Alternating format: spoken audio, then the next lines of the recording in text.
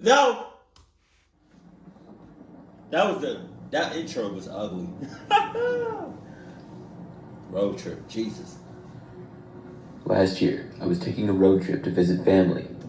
I left after work and would have about a 7-hour drive. Jesus. I figured that I would get there at about midnight or so. Most of the driving was on freeways, which are pretty easy. Well, things were going great until about 10 or 11 o'clock at night. I was still a couple of hours away and was driving through a really rural area.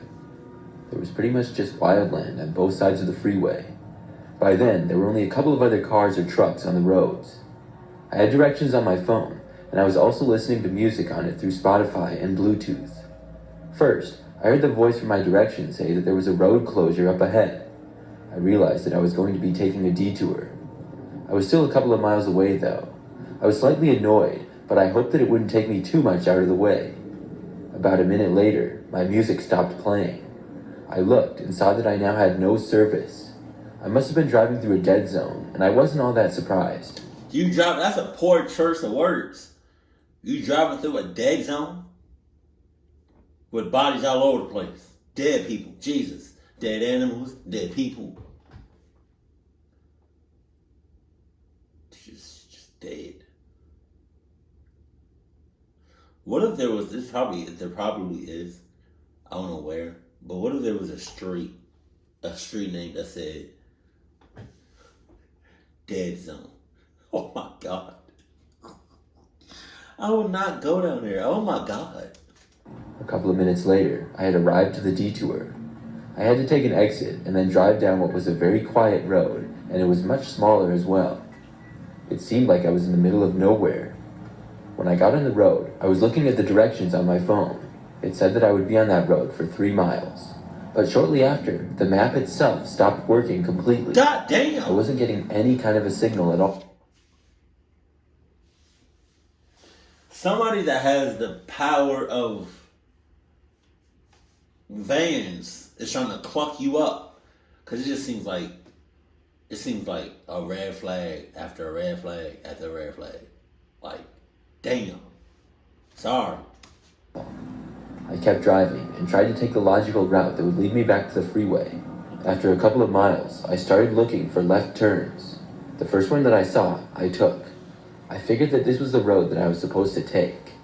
This road, much like the last one, was very quiet. I was going much slower now, and it was very dark. After maybe 5 minutes on that road, I thought that I saw something up ahead. When I got closer, I slowed down significantly.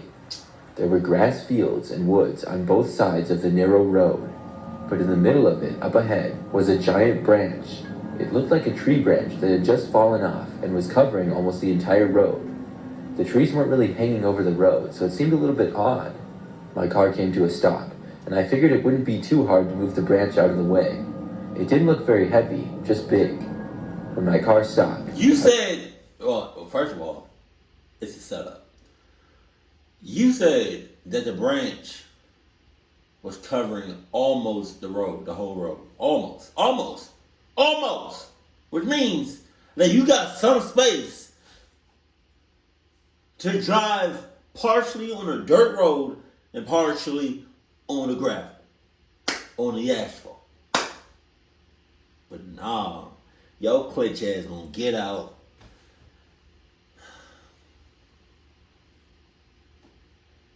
You don't see it. You don't see it's a. I can see it's a setup. Y'all can see it's a setup. He don't see it's a setup. Right about to open the door when I saw something. See? For whatever reason, I looked over to the right. When I did, I saw a man emerging from the woods about 30 feet away. Oh, yeah? He was walking towards my car. I had a really bad feeling, like I needed to get out of there ASAP. I put my car in reverse and then made a U-turn. I sped out of there and got back to the previous road. I drove on that road for probably 20 minutes until I had some service. When I did, I called the non-emergency number of the police and let them know about the guy. All in all, I got delayed by probably an hour, but I did make it back safely. I will never forget seeing that guy come out of the woods. I'm convinced that he put that tree branch there on the road to get people to stop and get out. No shit. I just hope nobody else fell for his trick. You think?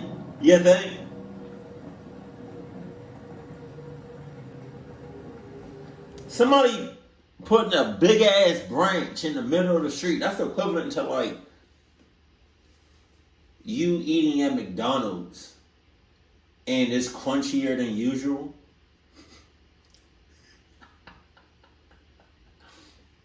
And somebody in the back was just chipping away at their toenails. And now all the toenails is in your sandwich. And they haven't showered for days. Yeah. Yeah.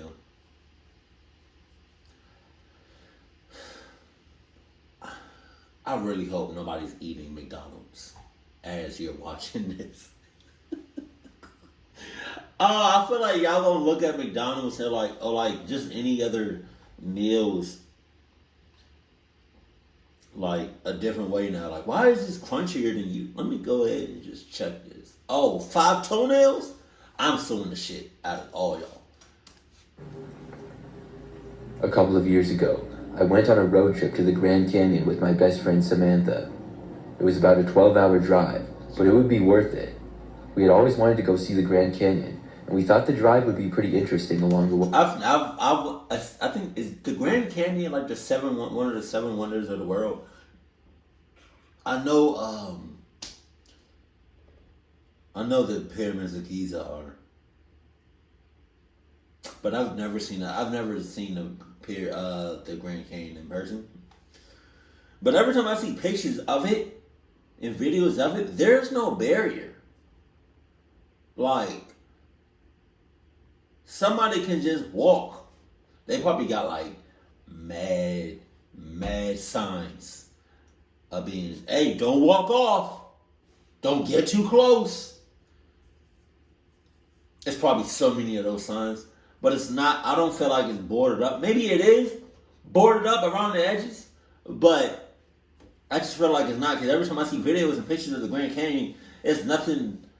There's no barrier. Like, anybody can just, whoopsies. hey, is that Mortal Kombat? Hey, I think Mortal Kombat to come out with a new game. Is that Mortal Kombat? The whoopsies. If I ever find that sound, I'm gonna put it in the video. Whoopsies. I used to play back in the day. I used to play, what's the name?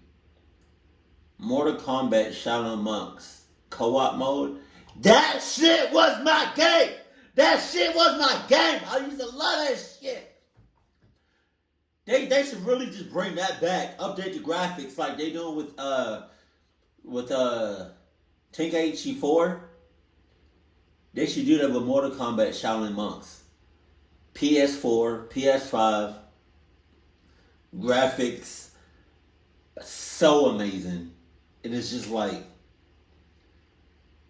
oh man, I'll play the shit out of that.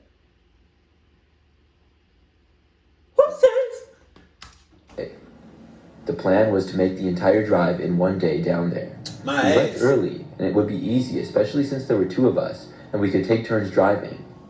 We ended up leaving at 7 a.m., and I started out driving. Things went well for the most part. We stopped a few times for gas and food. We also switched driving every couple of hours or so. At one point, probably about 7 or 8 hours into the drive, we left a gas station, and not long after, Samantha said that the car behind us was following us. I had just changed to driving, and I was unaware of this. When I was in the passenger seat, I would just be on my phone and wasn't really paying too close attention to our surroundings. You need to. I asked how she knew that, and she told me that the car had been behind us for a while when she was driving, even changing lanes with us a couple of times. Of course, she wasn't sure, but when we stopped, and the car did as well, and then when we left, the car left at the same time, she thought that it was really suspicious. I said maybe it was just a coincidence, and we agreed that it could be. I looked at the car in the mirror as I drove. It was a white 4-door sedan, pretty average looking. It's not a coincidence. They following you, ignorance. The only way you know somebody following you is if every time you move, they move. When I move, you move. Just like that. And I'm not talking about like make a left turn, another left turn, make a right, another left, another left, another left, another left, another left, another left. I'm not talking about that. I'm talking about you driving and you literally move over an inch to the left or inch to the right and they do the same exact shit. You speed up, they speed up. And I'm not talking about like speed up like 15, 20 miles on top of what you driving. I'm talking about you speed up 2, 3 miles, they speed up 2, 3 miles. You slow down 2, 3 miles, they slow down 2, 3 miles. Yeah. Because anybody can, you know what I mean? Anybody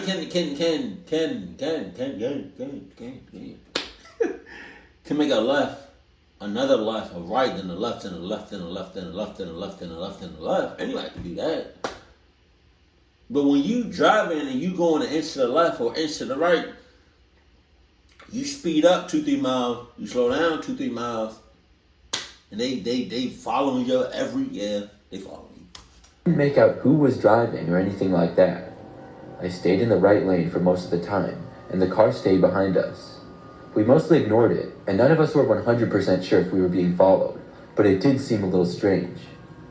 About an hour went by, and the car was still behind us. God damn. I had switched lanes a few times to pass slower cars and things like that, and I also kind of forgot about the car behind us. But when I remembered again, I noticed that it was still there. It was a decent ways back. It wasn't like it was right on our bumper. Samantha told me to take the next exit, and we would see once and for all if the car was following us for some reason. About 5 minutes later, the next exit came up, and I took it. The car behind us did as well. We were now starting to panic. I wasn't sure what to do. I drove down the road for a ways, and then Samantha told me to take the next right. When I did, the car behind us did also. I started to then take random turns, left and right. Whatever I did, the car did as well. I have no clue what city we were even in. It wasn't quite the middle of nowhere, but it wasn't very big either. There were a few businesses here and there, and eventually I drove into a neighborhood. I was turning so often that finally the car behind us stopped following. We took a turn and the car kept going straight. At that point, I looked at our GPS again and we headed back towards the freeway. We were both so glad that the car stopped following us and we could finally not worry about it anymore.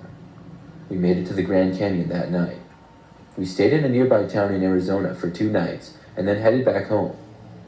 On the day that we were driving back home, probably about midway through the drive, I saw a white car behind us again. Samantha and I joked about the car being back and following us once more. That's not, alright.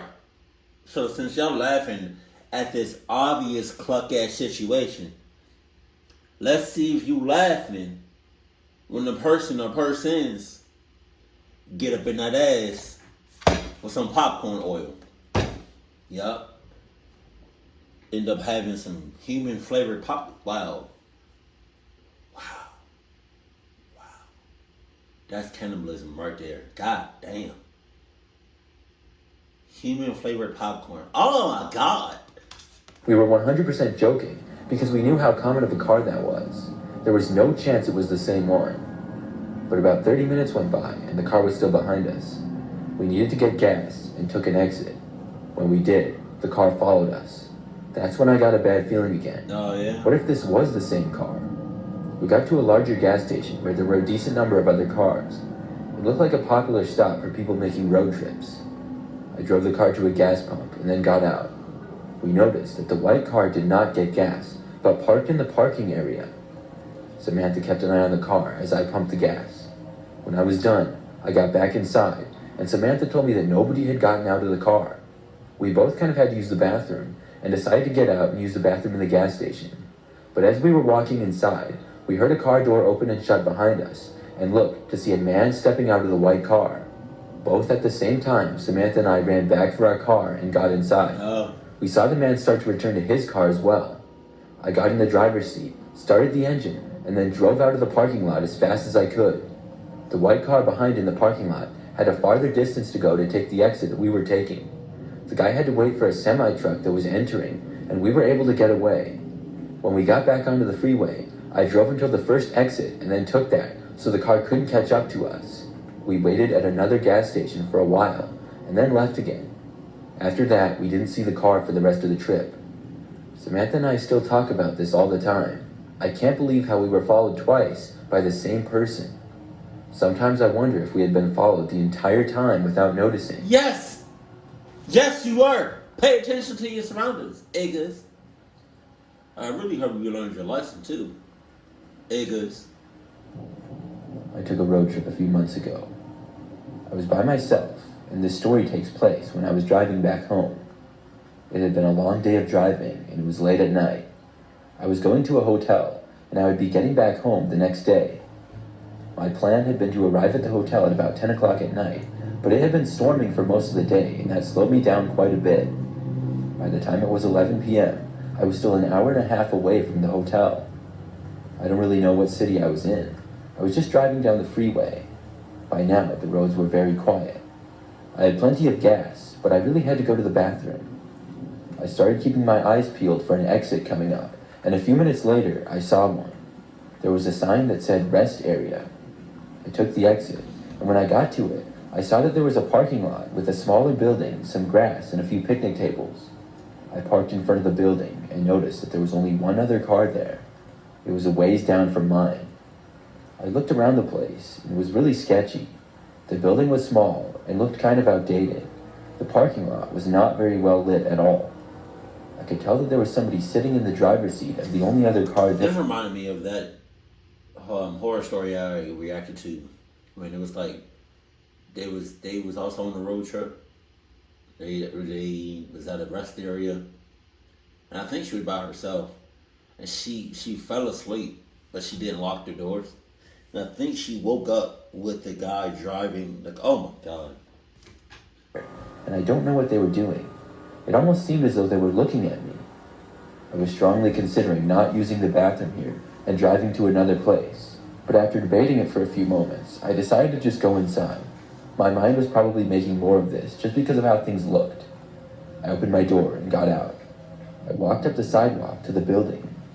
As I opened the door, I heard the guy get out of the car that was in the parking lot. I cringed when I heard this. I just had a bad feeling about it, but it was too late for me to go back to my car now. I walked inside into the bathrooms, which were just to the left. I used the restroom, and as I was washing my hands at the sink, I heard footsteps approaching right outside the bathroom door. I expected the guy to enter, but the footsteps seemed to stop right outside. It seemed as though the man was right on the other side of the door. I didn't leave. Instead, I walked back over and went inside one of the stalls. There were about 4 or 5 stalls, and I went into the second one. I closed and locked the stall door. About 30 seconds later, the man entered the bathroom. When the guy got inside, he walked right over to my stall. He then tried opening it. I was really creeped out. There were 4 other open stalls, and this guy was trying to get into mine. What a weirdo.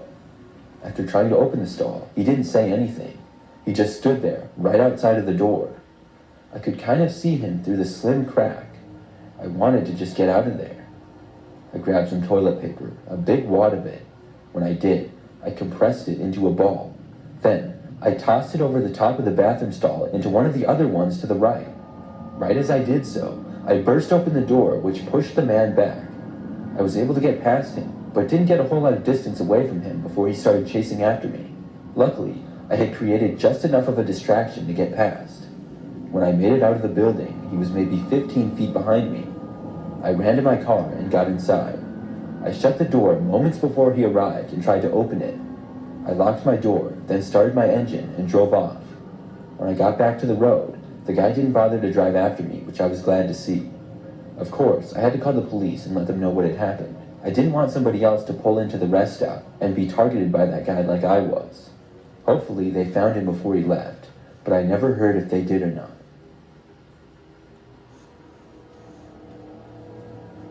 Just drive. Just drive. Don't worry about resting. Don't worry about stopping. Just drive. You know? I would say just pull over on the side of the road and pee, but that's it's just a dangerous ass world right now. You know? Like if I didn't have to stop for gas or to like recharge my car, I wouldn't stop for nothing. Nothing at all. Nothing. So, I'm gonna ask y'all a question. At what point when you driving do you realize somebody's following you? How long does it take? Because for me, I've been fortunate enough that nobody was following me, right? But I also like know how to pick up on shit. And then I'm always looking at my side mirrors, my rear view mirror. I'm just always, regardless of where I'm going, I can go up the street or halfway across the country. I'm just always paying attention to my surroundings. But it wouldn't take me long to realize that somebody's following me. So yeah, just let me know in the comment section below. Keep it cool, keep it classy, and I love you. Stay happy, my family.